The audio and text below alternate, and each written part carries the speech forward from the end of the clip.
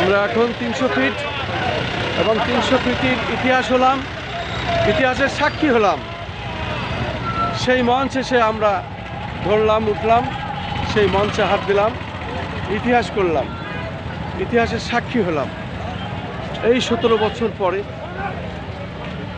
আজকে আমরা আনন্দিত যে শহীদ প্রেসিডেন্ট জিয়াউর রহমানের সুযোগ্য সন্তান জনাব তারেক রহমান দেশে আসবেন এবং জাতির উদ্দেশ্যে যে মঞ্চে বক্তব্য দিবেন সেখানে আমি হাজির হয়েছি এবং সেটাই আমরা ধারণ করছি। আমরা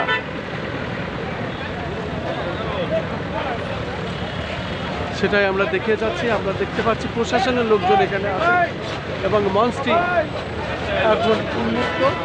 বিভিন্ন জায়গার হাজার হাজার মানুষ এখানে আসছেন এবং এই মঞ্চ হাতে ধরে তারা ইতিহাস করছেন, ইতিহাসের সাক্ষী হচ্ছেন।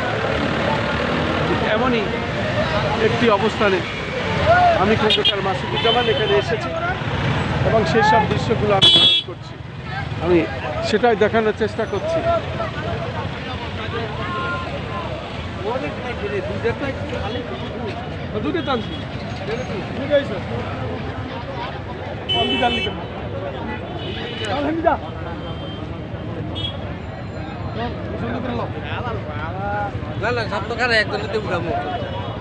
শুধু দর্শক, তারেক রহমান আসবেন, এই 300 ফিটে মঞ্চ হয়েছে।